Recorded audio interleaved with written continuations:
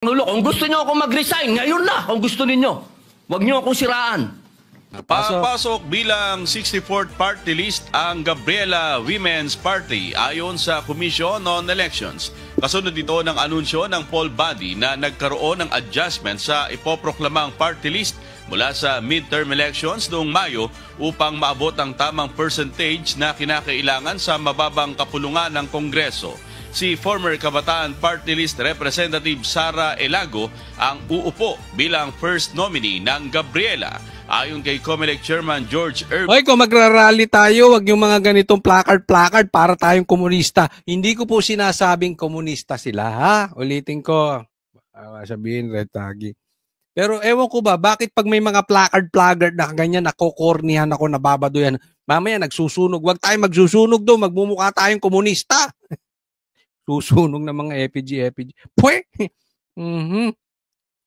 George Erwin Garcia. Ito si Garcia, no? Ha? Ito. Ha? Kung merong Michael Jordan sa basketball sa NBA at may LeBron James, ito si Garcia.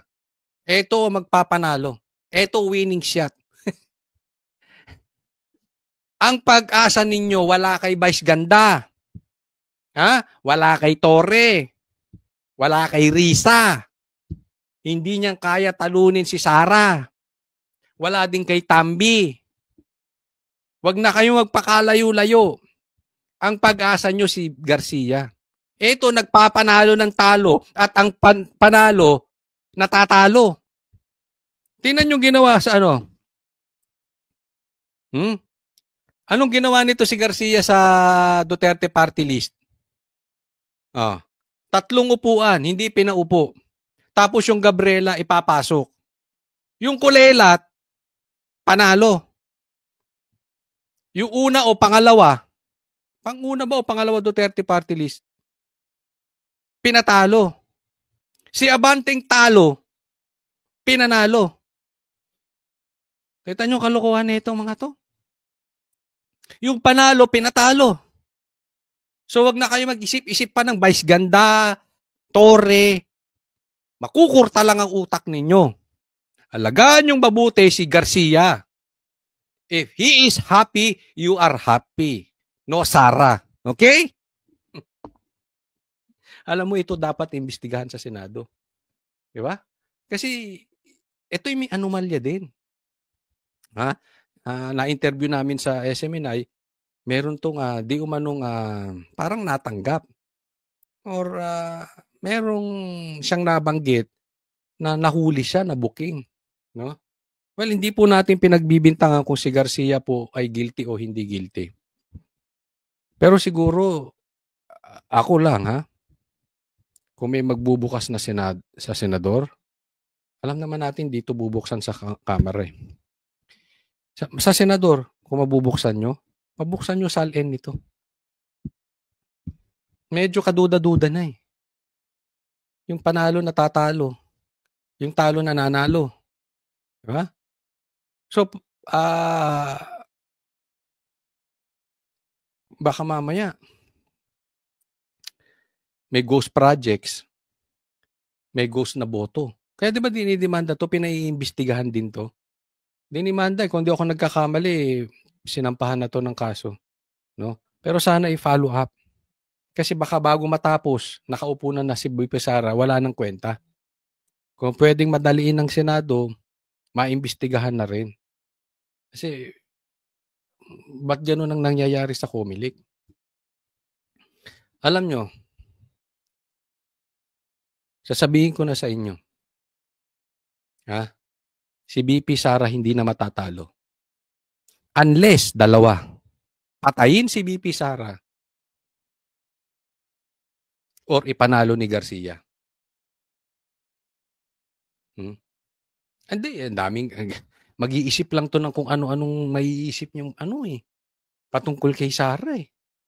Tapos na istorya, yung number 2 na uupo. Di ba? So, dapat, Senador, gumawa kayo ng gumawa kayo ng paraan. Baka mamaya, sayang ang hirap natin lahat. Pinaglaban-laban natin yung flood control projects. Tapos, ang uupo pala si Tambi. Tapos, yung uupo rin si Bongbong. Diba? Ako nga, duda na nga ako dun eh. Yung sinasabi ni Bongbong na pabor siya sa rally tapos binabanata na ang si Tambi. Ano sinabi nakita nyo ba yung post ni Kiko Barsaga? Ang uupo naman daw si Sandro. Kaya pala. Ang pa-plastic. Kung susundan natin at totoo yung sinasabi ni Kiko, kaya naman pala sinisiraan mo ang house. Pauupuin mo lang pala yung anak mo. Pag kaya nangyari at nagkatotoo itong sinabi ni Kiko Barsaga na magiging house speaker ay si Sandro, alokohan na talaga to. Ang kapal na ng mukha ninyo. Isipin mo, presidente ka, house speaker. House speaker, si Sandro. Tapos ang Senate President, tuta mo. Lokohan na itong mangyayari. Tapos ang COMELEC chairman, si Garcia. Tapos na. Wala na tayong magagawa dyan. Posibleng sa Miyerkules ay magkaroon na ng formalidad ang kanilang proklamasyon. Nako, next tayo. Meron akong tanong sa inyo bago natin simulan tong topic na ito. Sino ang sa tingin ninyong mga bayarang media? Lagay niyo dyan. At sa tingin ninyo, sino ang tunay na fake news na mainstream media? Okay? Lagay niyo dyan, tapos panoorin natin to. Ang pagkakataon nito bilang parlamentaryong pagsisiyasat po, sana ganap po di ito sapagkat Ginoong Pangulo, ako po'y naguguluhan. Sapagkat dito pong nakaraang Huwebes, meron pong naglabas na isang journalist ito, isang istasyon. Rappler po, Rappler yung tinutukoy ni Robin Padilla. Na sinasabi na ako daw po ay nagngat-ngat dito sa loob ng Senado. Ito po ay Ngat-ngat yung dirty finger. Ano po yung... middle finger po. Habang tayo daw po ay nagsasagawa ng lupang hinirang, nagpa-flag ceremony, ako daw po ay nagngat-ngat. At ito po ay naging malaking issue. Ako po ay nagtataka, Ginoong Tagapangulo, sapagkat noong pong dati, na binigyan ako ng issue na isang chismis, naglabas po kaagad ang ating Sergeant of Arms ng report at binigay niya po kaagad sa media. Ito po, wala pong kahit na sino. Yan. Ito punto dyan. Okay? Nagkaroon ng issue si Robin Padilla at pinagtanggol siya at nilabas yung report na hindi totoo yung chismis about Robin Padilla. Nilabas agad ng Sergeant at Arms. Ngayon, itong chismis na ito na mali naman na nagngat-ngat siya or nag-dirty finger siya sa Senado, walang ginawa yung Sergeant at Arms. Alam mo kung bakit, Sen? Robin Hood. Kasi yung Senate President ginagawang noon time show yung Senate. 'Di ba? Magsasabi siya ng puro kalokohan na sinasabi niya sa interview. Pero ang sasabihin niya, wala akong pinangalanan. Diba? Sinasabi, nagpapakalat ng ginugulo lang ang taong bayan. Sino bang nagpakalat? Di yung kakampi niyang nilagay niya sa ribbon, Blue Ribbon Committee na si Lacson. Tapos sasabihin, wala kayong pinangalanan. Anong ibig kong sabihin? Gumagawa sila ng issue. Tapos, pero hindi nila tutumbukin. Sa madaling salita, iwas pusoy. Pero lumalabas yung balita. Nagiging issue. Pero hindi tinumbok. So may nasisira. Ganyan ang ginawa sa tingin ko kay Robin. Hindi muna sila naglabas. Kontrolado nila. Pasiraan muna si Robin. Bakit? Obviously, because he is a Duterte. Nagigets nyo kung gaano kadumi sila gumalaw? Sila nga may sabi may trolls sila eh. Tapos ang sisisihin may trolls daw ang DDS. Excuse me, hindi kailangan ng DDS ng trolls dahil ang dami na sobra.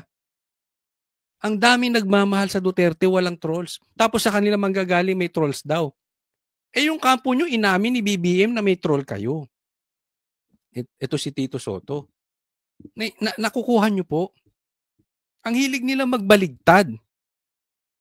Pansinin nyo po yan. Sa mga susunod, bantayan nyo po dito kay 2,000 ang hilig magbaligtad. Papatunayan. Kasi sinabi nila, bakit ba kayo nagmamadali? Bakit ba anong issue nyo na napalitan siya sa Blue Ribbon Committee? Ikaw nga ang dapat tinatanong. Ba't kayo nagmadali, nag-iimbestiga? Kinuditan nyo, pinalitan nyo yung Senate President, mas pinalitan nyo yung ano. Ganyan po ang lakas magbaligtad nitong sila ano. Yan po ang galawan. Galaw komunista. Hindi ko sinasabing komunista si Tito Soto pero ganyan po ang galaw ng komunista. Sila ang gagawa ng kalukuhan tapos magpapabiktim. Anong sabi nga ni ano diyan? Ni Cayetano? Tanim chismis. Kung may tanim ebidensya na si Risa o may tanim witness na si Risa, yan, ito naman sila Tito Sen.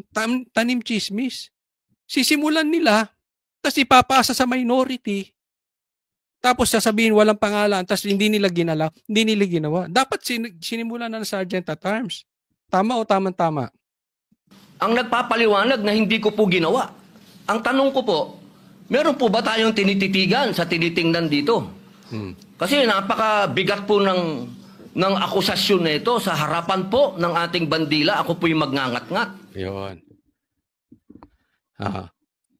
Diyan pa lang, papakita ko sa inyo kung bakit ganyang kapalpak ang Rappler. Kampi-kampi sila para siraan ng Duterte. At gusto ko pong ipaalam sa ating mga kasama, kung politika lang, handa po ako mag-resign. Pero pagka-religion ko po ang pinag-usapan, kahit sino sa inyo, kung ano gusto nyo, wala pong problema. Kaya kita mo, patay kayo dyan. Hindi, wag nyo bibiruin ang religion ni Robin Padilla, ha? Ako ay hindi po ako kaanib ng kanilang reliyon. Pero malaki po ang punto ni Robin Padilla. Hindi porket kasi hindi tayo kaanib ng kanilang reliyon. O kahit anong reliyon, dapat nirirespeto natin. I may disagree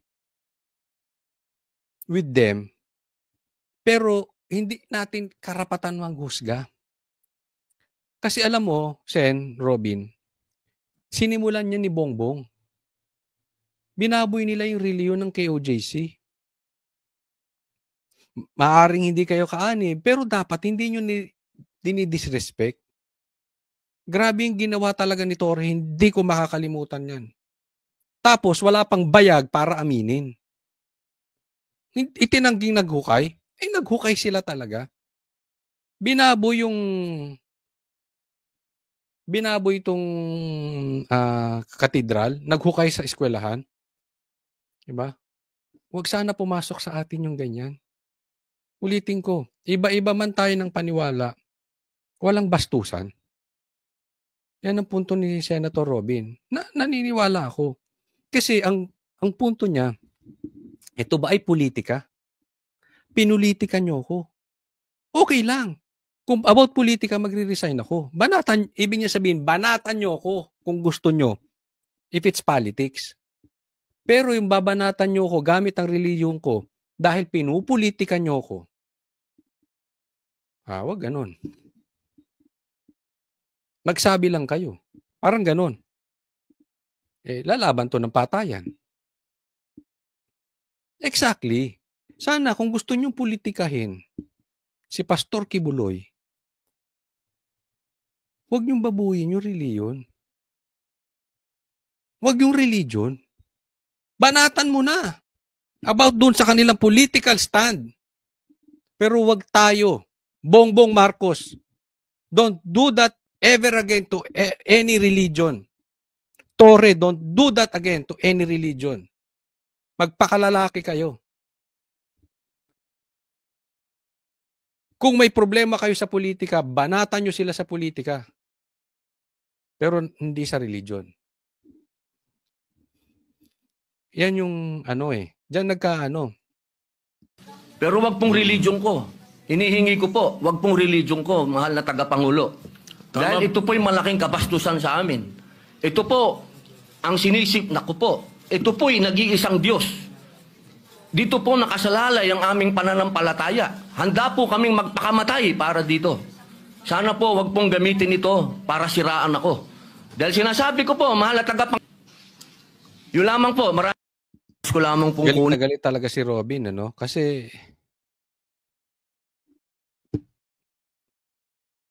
cheap shot talaga tong gobyerno na to. Cheap shot yung ginawa ng Rappler na yon. Kung gusto nyo, pwede ba, ako kahit sa mga vloggers may kausap nga akong vlogger, nandoon na sa kabilang kampo. Sabi ko, hindi dapat ganyan. Kung meron tayong problema sa political stand ng bawat isa, doon tayo sa issue, hindi sa personal. Ako masasabi ko dyan sa mga ganyan, grow up, be a man. Kung politika ang problema nyo, sa politika kayo bumanat. Be matured. Ha? Grow up para kayong mga bata. Isa pa yung Rappler. Hindi nagkamali ang Rappler. Hindi sila nagkulang. In my opinion, hindi sila nagkulang sa research. Talagang ginamit nila yung sitwasyon. Kasi sino ba namang matinong tao o matinong senador na magngangat-ngat or magde-dirty finger habang kumakanta ng lupang hinirang? Wala namang matinong gagawa nun. And they know it. Ang nilabas pa nga na pictures, tingnan nyo yung nilabas na pictures ng Rappler. Sa bagay, tinanggal na nila. Blurred. Kasi sinisilip ko Blurred So talagang gusto nilang, ang term namin sa ganyan, paduda. Even the Senate, paduda. Kasi if may doubt, may maniniwala, merong hindi maniniwala. Pero at least nasiraan na natin. Hindi po nagkamali ang Rappler dyan. Talagang siniraan nila. Kaya lang pumalag si Robin. Yari sila sa Muslim. Di ba? Hindi. Pero bang gagawa nun? I don't think kahit ganun kasama si Saldico at saka si Tambi, hindi nila gagawin yun. Ano, bata? Grade 2? May dirty finger habang naglulupang hinirang? Wala naman natang matinong gagawa nun na politiko. Di ba? Huwag na kayo mag-excuse, hindi kayo nagkamali. Ito, maging lesson sa atin. Huwag kayong talunan, ha? Kayong mga desperado sa Duterte. Pati kayong mga vloggers, huwag kayong pumunta sa personal. Kayo din mga politiko, huwag kayong pumunta sa religion. Napaka-desperado yung mga ipokrito. Next topic po tayo. The investigation of the ICI. Naniniwala ka ba dyan? Kahit pinsan ko, kahit kapatid ko, abangan na lang natin, hindi ko Tinan mo, pati si Amy walang tiwala sa kapatid. Di ba? Tinatanong hindi kahit ba ipinsan niya si Saldi, hindi ma-spared at walang sacred cows, walang papanigan. Yun ang punto ng tanong. Wala. Si Amy. In short, wala siyang tiwala sa kapatid niya. Kasi lokohan yung investigasyon. Kung hindi talaga maituturo si Bongbong at saka si Tambi, wala ding kwenta yung investigasyong yan. sure.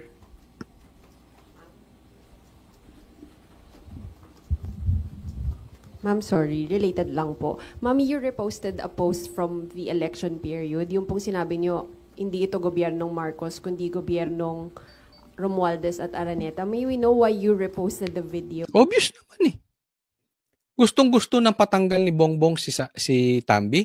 Hindi niya matanggal sa House Speaker. Tagal, no? Oh. Si Chis, sinaglit niya lang. Lahat yan takot kay Tambi. Si Tutasen, si Bongbong, hindi nila kontrolado. Kaya bilib pa nga ako kay Chanko tsaka kay Kiko Matatapang So, yesterday? Wala, pinapaalala ko lamang na matagal ko nang sinasabi to. Maraming nalilito kung bakit ako ay tumututol sa napakaraming linalabas na polisiya ng aking kapatid. Tulad ng sinasabi ko, mahal ko ang aking kapatid. Hindi magmamaliw yan kailanman. Kaya lang, hindi ito ang turo ng aking ama. Kung buhay yung tatay ko, kaya ako pumunta sa punto Hindi turo ng tatay ko na under Disaya. Sunod-sunuran. Hindi ba under tatay mo? Hindi, nagtatanong. Kasi ang issue rito, bakit siya ang presidente, ang namumuno si Tambi? Oh. Tapos sasabihin mo, hindi yan ang tinuro ng tatay mo. So anong hindi tinuro ng tatay mo? Hindi maging under kung kani-kanino. Hindi ba siya ganon? Dahil tatanong, wala tayong ibig sabihin. sa libingan, talagang masasabon kami ng bonggam-bongga. Hindi talaga siya papayag ng ganito. Last na lang po. Ma'am, nakausap niyo na po ba yung kapatid niyo ever since nagsimula to yung mga flood control? Wala, hindi na kami nagkikita. Hindi ako kumbidado sa Ilocos. Hindi papayag si Lisa. Hindi umano. Sa akin, nasisira yung magkapatid dahil bahala kayo, problema niyo. Gusto mong inawa yung kapatid mo nung asawa. Noong September 11, okay lang kasi gusto ko naman pumunta sa talagang festehado. Yung tatay ko naman na may birthday, di puntahan sa Puntod. At saka kasama ko masaya. Masaya kasi lahat ng matatanda, nandun yung one and only Prime Minister of the Republic of the Philippines, si Cesar Birata, sina Jimmy Laya, sina Jerry Sikat ng dating NEDA na Kung may Cesar Birata siya noon at Fabian Ber, sino ang Cesar Birata ni Bongbong Marcos ngayon at Fabian Ber? Tatanong lang. makapangyarihan. Lagay nyo sa comment section. Ha? O sige, tama na.